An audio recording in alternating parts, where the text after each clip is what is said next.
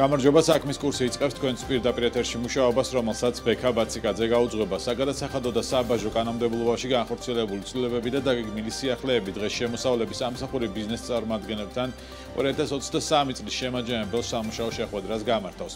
რას აკეთებს უწყება ევროინტეგრაციის კუთხით, რას არგებელს თავაზობს ბიზნეს ავტორიზებულ ეკონომიკური ოპერატორად რეგისტრირება და რა შეიცვალა გადასახადების ადმინისტრირების კუთხით. რა კითხვები აქვს ბიზნეს და როგორ აფასებს ბაზრის მარეგულირებლის მუშაობას, ჩემი კოლეგა ელენე გოგბერაშვილი მუშაობს თემაზე და შეფასებებს შემდეგ გამოშვებებში გაგვაცნობს.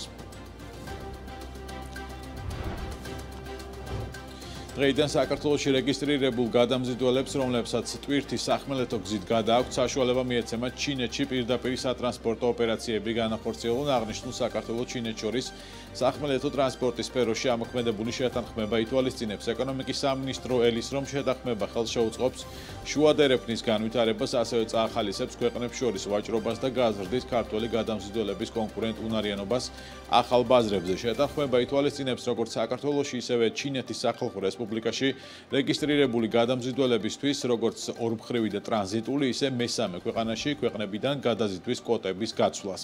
2023 წლის 10 თვის მონაცემებით საქართველოსა და ჩინეთს შორის ავტომობილო და საზღვაო ტრანსპორტით გადაიზიდა დაახლოებით 529,000 ტონა ტვირთი, რაც გასული წლის ანალოგიურ პერიოდთან შედარებით 4,1%-ით მეტია.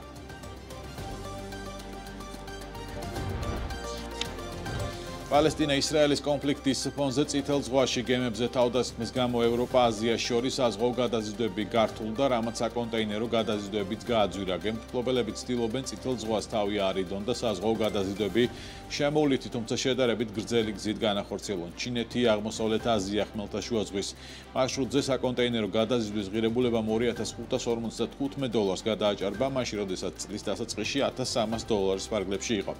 რამდენიმე დღის წინ კი ამერიკის შეერთებულმა შტატებმა პარტნიორ ქვეყნებთან ერთად წითელ ზღვაში ოპერაციის დაწყებაც დაანონსა, რათა კომერციული გემები იემენელი ჰუსიტების თავდასხმებისგან დაიცვა.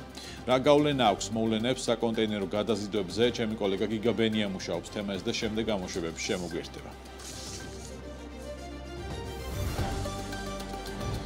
საპენსიო დანაზოგები თითქმის სრულად დაბალრისკიან პორტფელში ბრუნდება. 30 ნოემბრის მდგომარეობით საქართველოს საპენსიო სააგენტოა 1,467,000 მოქალაქის დანაზოგს ინახავს. მთლიანი საპენსიო აქტივების ღირებულება 4,2 მილიარდი ლარია. მათ შორის წმინდა ამონაგების ღირებულება 805 მილიონ ლარს შეადგენს. დღეს დანაზოგების უმეტესობა მაღალ რისკიან, ანუ დინამიურ პორტფელში აკუმულირებული. როგორ შეცვალა კანონმა საპენსიო სააგენტოს სამოქმედო გეგმა და რამდენად მიღწევადი რჩება ფონდის მთავარი მიზანი ღირსეული პენსიის მიღება საპენსიო ასაკში. დაბალრისკიან აქტივებში დაბრუნების შემდეგ, როგორ იქნება დანაზოგების საშუალო წმინდა ამონაგები, ანუკა ჯოხაძე ესწრება საპენსიო სააგენტოს ანგარიშს და საქმის კურსში ჩაგვაყენებს მომდევნო გამოშვებებში.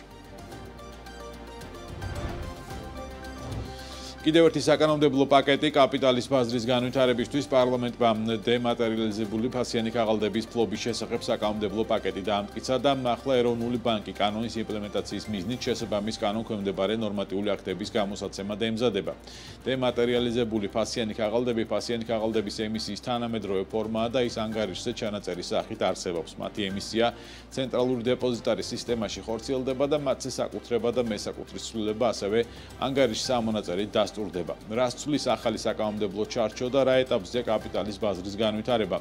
დავით აბესაძე ეროვნული ბანკის ფასიანი ქაღალდების ბაზრის ზედამხედველობის დეპარტამენტის უფროსის მოვალეობის შემსრულებელი შემოგვიერთდება 15 საათს და 30 წუთზე.